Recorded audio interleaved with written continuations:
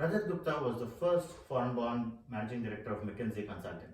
He also served on several notable corporate boards, including Procter& Gamble and Goldman Sachs. In addition, he was a board member for the Gates Foundation and the Rockefeller Foundation, among several other eminent organizations. Mr. Gupta was also heavily involved in higher education in India. He co-founded and served as chairman of the board of the Indian School of Business. After graduating from IIT Delhi, Gupta attended Harvard Business School, where he earned an MBA. From here, he joined McKinsey. At McKinsey, he earned a reputation for rectitude, acumen, and leadership. He was revered across continents as a philanthropist and businessman before his arrest and imprisonment for insider trading. Today we have with us Mr. Rajat Gupta to talk about his miraculous journey from Kolkata to the ups and downs of his corporate career. Thank you. Welcome, Mr. Gupta. Thank you. Rajat, you optimize how a person from a relatively humble background, out of sheer hard work and merit, could really rise to the top of the corporate ladder. Could you tell us a bit about your life before you reached the heights, where you were optimized by hundreds or thousands of young men and women from India's middle class? You do talk in great detail about your days at IIT Delhi, your family, your days at Harvard Business School in your memoir, Mind Without Fear. Thank you. No, I mean, in a way, my life is relatively simple.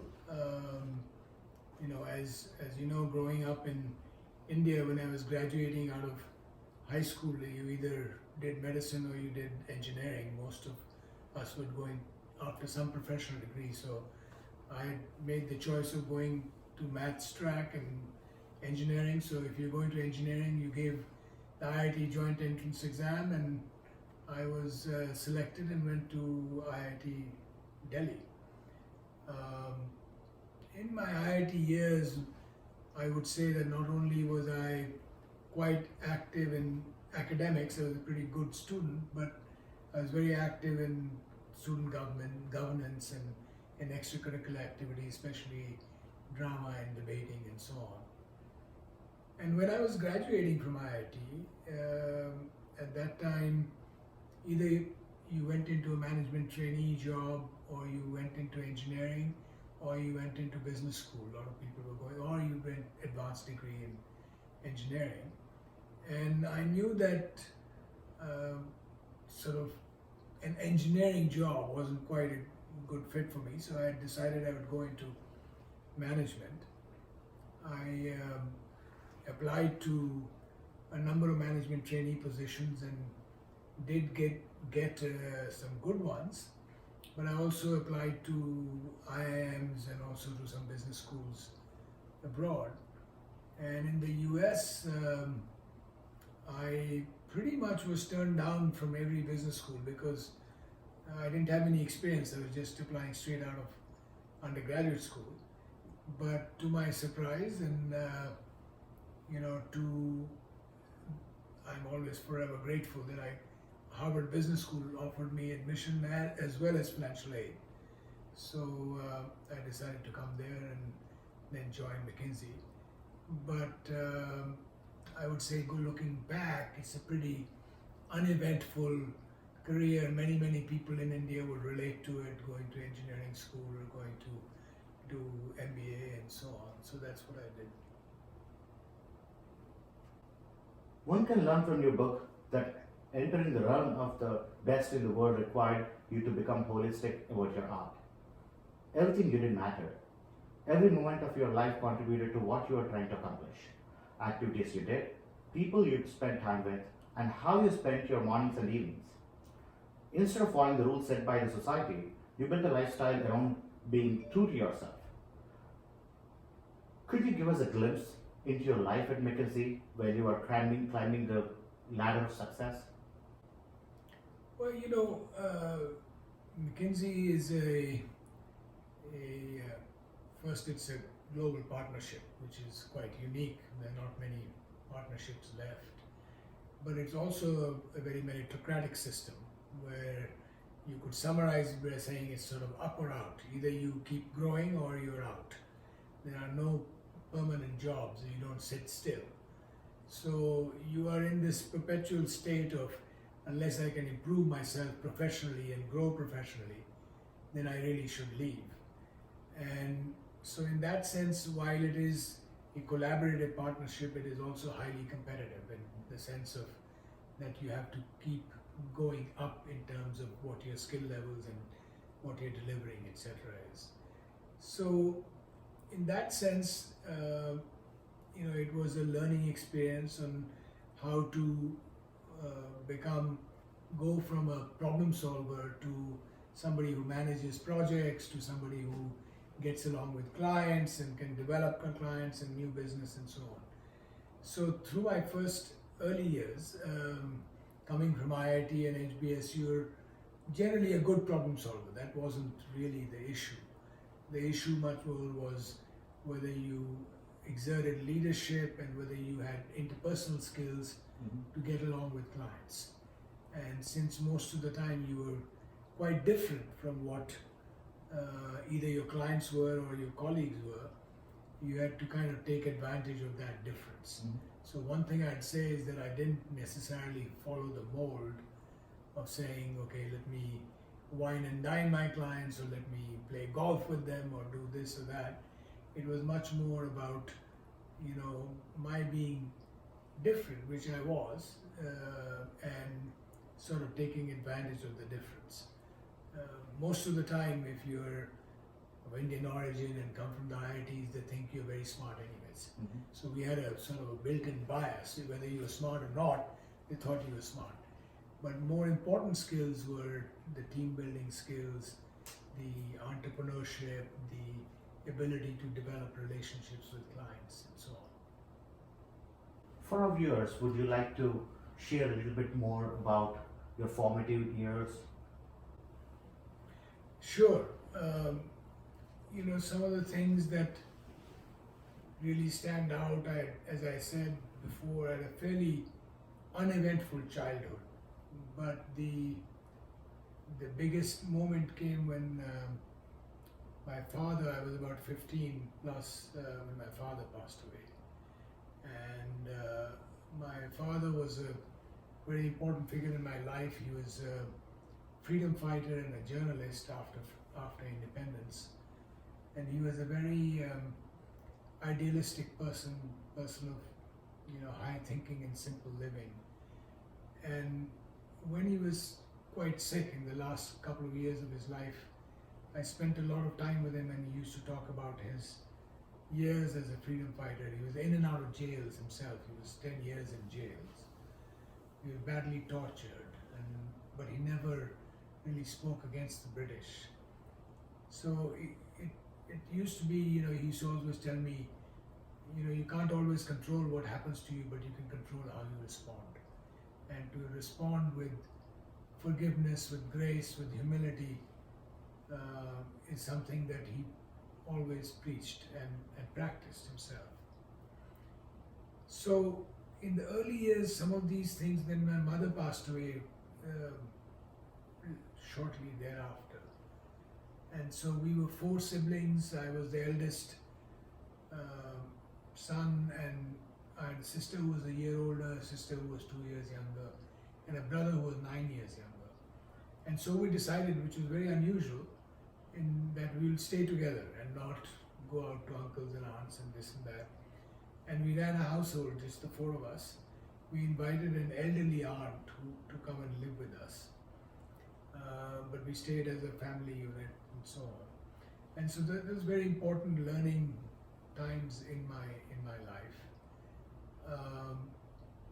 But then a series of events started happening.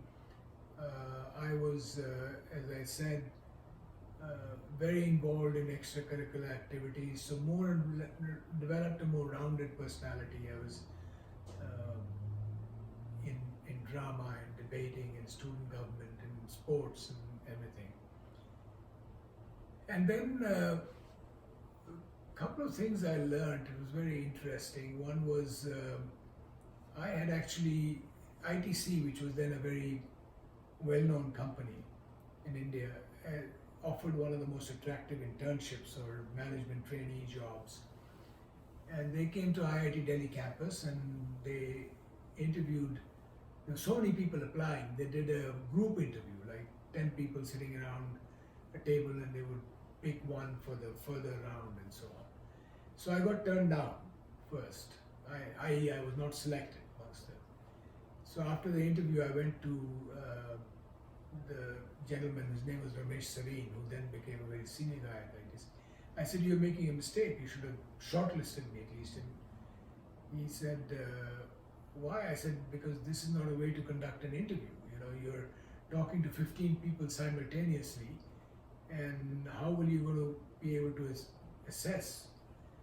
So he figured that it was a good point, but he had no other option. He said, "Well, okay, if a seat opens up, I'll invite you." And they invited me, and I got an offer. Well, at the same time, I got an offer to go to Harvard Business School, and I decided I was going to go because at that time, my future wife Anita, who also went to IIT, said, "No, you should really go to Harvard. I mean, you know, those opportunities don't come by."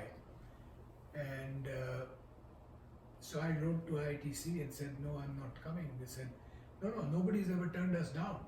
You have to come yourself and explain why you're not joining." And I went to meet Huxer, who was the CEO, and I told him, "Here are my choices. What would you do?" And he said, "I'd go to Harvard Business School." He actually turned out to be a graduate himself of Harvard Business School. So there were, all these moments that came along. I also, when I joined McKinsey first, I was 24 years old, and everybody else was much older, had some experience and so on. And I felt that I was in the wrong place, and I was very slow in developing. I was behind other people in terms of becoming engagement manager or becoming partner and so on.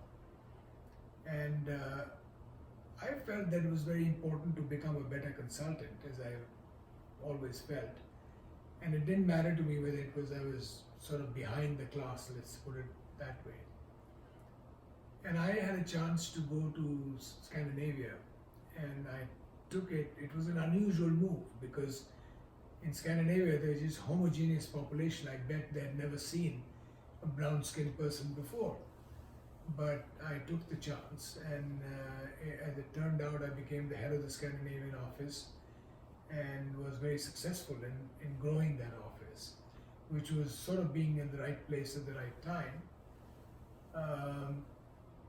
But then I gradually developed much more confidence. Then I came back to Chicago, and the then managing director said, when it was time to appoint a new office manager or head of the office, he said, "Well, you've done it in Scandinavia, you don't need to do it in Chicago." And I said, "Okay, whatever you want."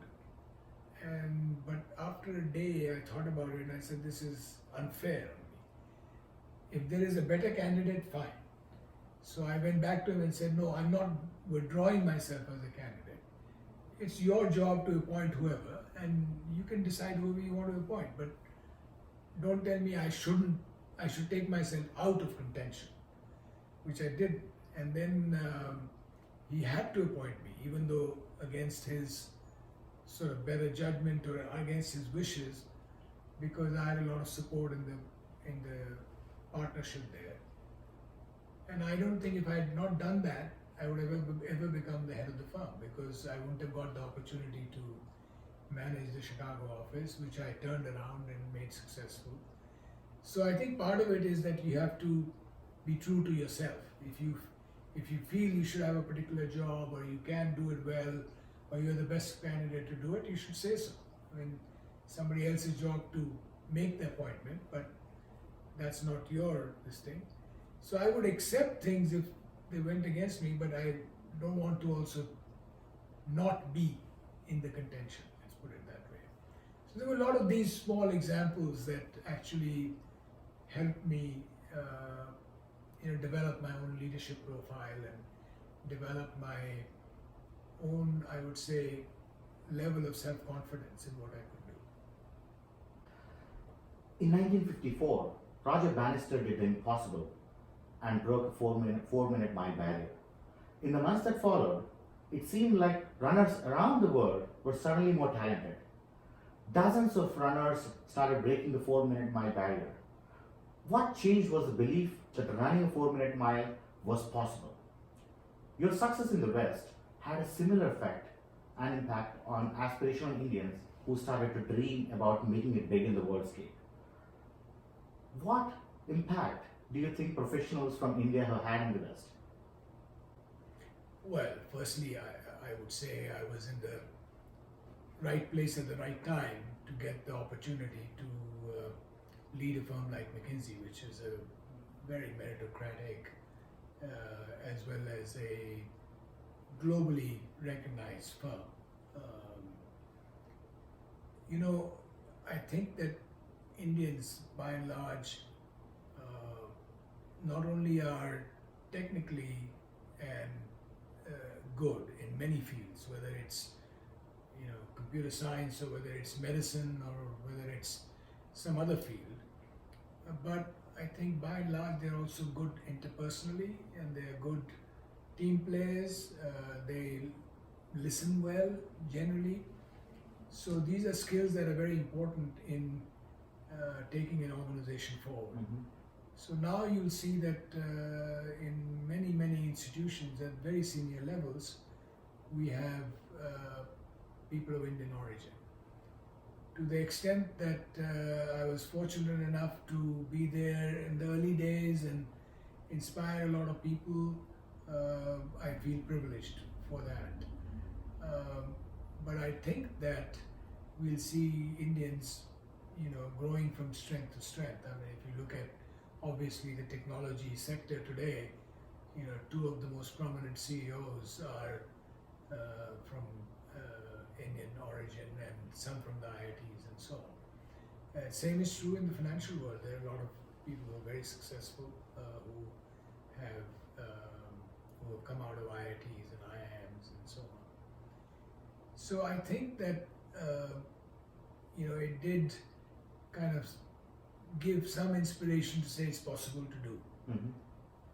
I also think that, as I was pointing out earlier, that while Americans may have a certain set of advantages, they're generally very well spoken, they are quite aggressive, they are, obviously have kind of a strong leadership characteristics. I think Indians also have some inherent advantages.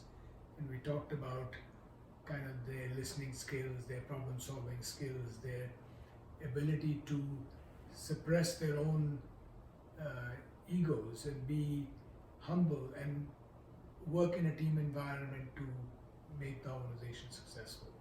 So I think these things are very important, and I see many Indian leaders in the corporate sector and otherwise who have risen to the top because of many of these qualities. So after serving 37 years in management consulting, how did you make the transition into finance? So here's I finished my managing director term in 2003, and I didn't necessarily want to retire from McKinsey. I was only 54 years old because I was elected very early as head of McKinsey. So I decided that I'll stay in the firm. I'll do something very unusual, which is that I'll go back to serving clients and do consulting assignments. But at the same time, I'll spend half my time on philanthropy. So I actually talked to my partners in McKinsey and I said, I'll do half my time on client service and half my time on philanthropy, and you please support that. And they were delighted because I was a good client service person. I introduced many clients. So our retirement age is 60. So I did that for the next 5 years. So from 54 to 59. And then I was thinking, as I retired from the firm, what would I do? And I wanted to spend more time on philanthropy, 2/3 of my time on philanthropy. So I said, I should keep a hand in business. So I decided that the most effective way to do that would be to get into private equity. because I wanted to raise a fund that would invest in India for the development of India. So I got together with a couple of people and we raised a fund, which was actually then the largest fund devoted to India. We raised $1.4 billion, which is a very large fund. And so I also thought that private equity was a pretty effective way, an efficient way to keep your hand in business and make some money, because I was only 59 and I thought, okay, I should. So that's how I got into finance. Now I happened to be also on Goldman Sachs board, but that was completely a different reason. Hank Paulson, who was the CEO of Goldman and then became Treasury Secretary, was a very old friend of mine from Chicago. We used to serve the same clients. And he always used to tell me, you must join the Goldman board. So I couldn't say no to him. And also a very dear friend of mine and a client named John Bryan, who was the CEO of Sara Lee. So they asked me to join the Goldman board. That's how I joined it. So yeah, it was not by so much by design, and I joined a few other boards. But I would say that a number of people from consulting go into private equity because it's sort of a combination of consulting and finance. Because you have to, when you go into private equity, you buy a company, you try to improve its performance, which is what consultants do, but you also have to do some financial engineering, raise money, and so on. And that's the task of finance. So that's how that transition came about. There is an all-encompassing question regarding how it is possible for someone who has never done anything remotely unlawful or been in any real trouble, someone considered to be an especially intelligent and circumspect person, to suddenly get convicted in a legal case. It has been a long haul, but would you like to share your side of the story with us? Yeah, I think, let me make a few observations, although if you really want to get the full nuances of the story, I hope you'll read the book because it goes into great depth. I would say that, I was completely taken by surprise and didn't really know what was going on for a long time when articles started appearing in the paper. So I was taken as much by surprise as anybody else. But I'll have to say that it was an interesting time because of the financial crisis that happened in 2008 and 9. And the fact that while we were able to avert the financial crisis by doing a bailout and all that, the real culprits of the financial crisis were never actually brought to justice. So you had a situation where banks and other financial institutions were admitted wrongdoing, were fined big sums of money, but none of the executives were ever brought to justice. It's very interesting. I mean, institutions don't do wrong. It's individuals who do. But what we did is we bailed out the institutions, and the executives who actually brought on the financial crisis kept all the rewards they got from that. So the public was very angry because if you look at the public, they were losing their homes, they were losing their pension funds, they were losing their jobs. And so it was a very terrible situation for the country. And I think part of the thing is that they wanted to bring some people to justice, and they couldn't get the real culprits, so they went after whoever they could. I also believe that the justice system has quite a few flaws. I mean,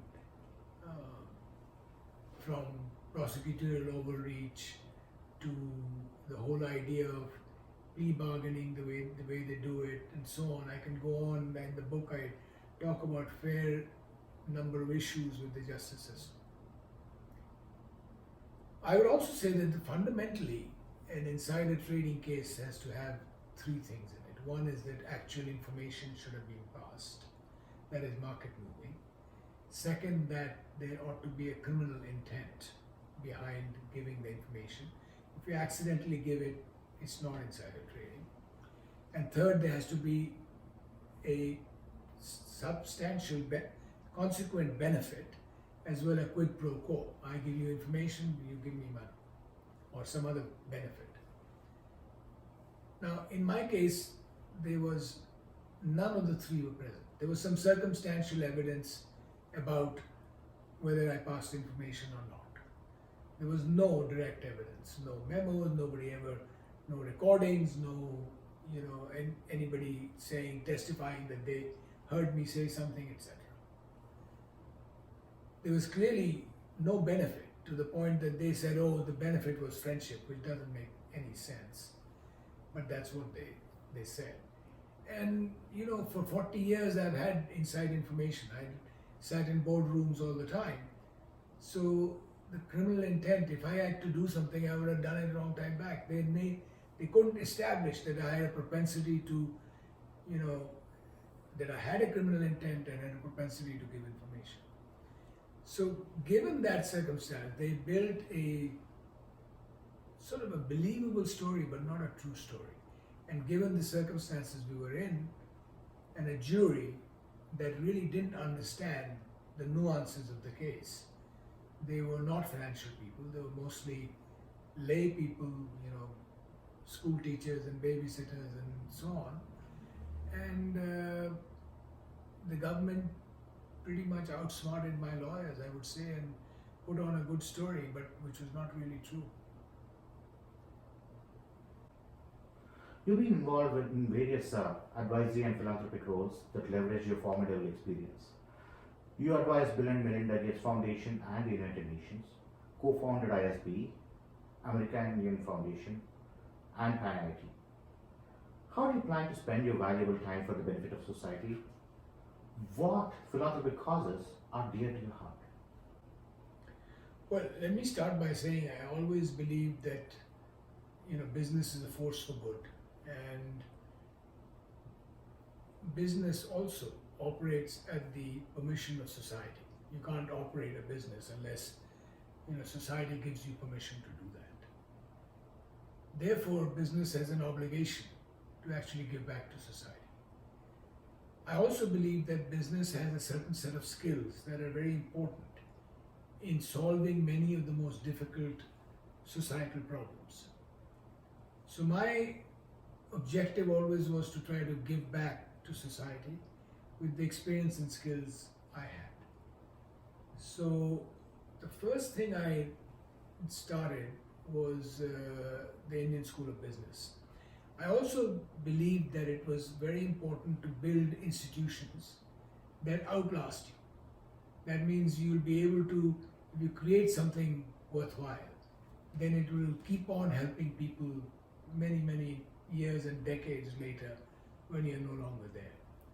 So I started the Indian School of Business, which was the objective was to create a world-class business school in India. And I won the collaboration of the industrial leaders in India, many of whom actually never collaborated with each other, but came together to start this business school. Now it's the largest business school in India. We graduate about 1,100 MBAs. We have more than 10,000 alumni, and it is rated the #1 business school in the country. And it is producing many, many leaders who are entrepreneurs and leaders in the business, not only in India, but worldwide. So it's been a very, very wonderful success.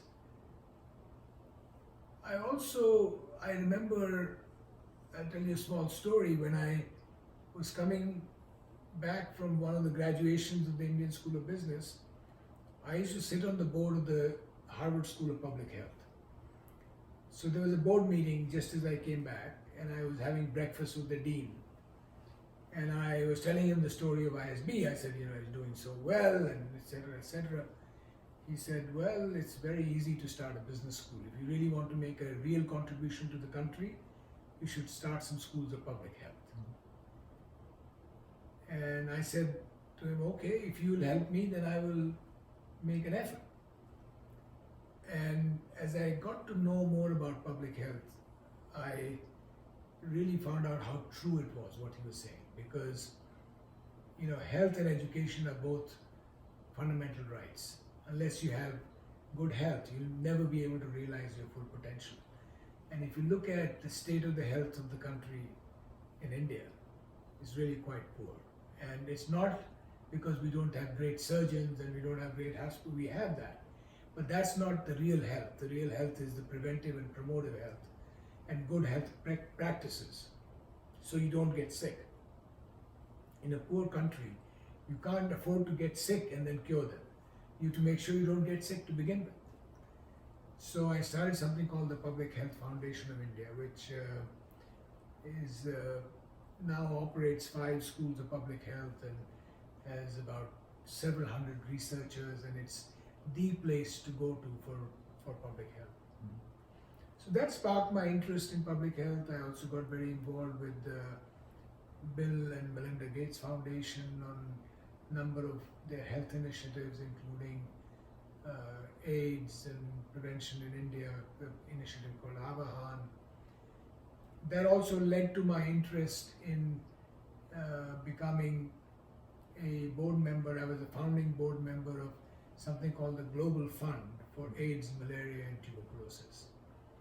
I'll give you a small example.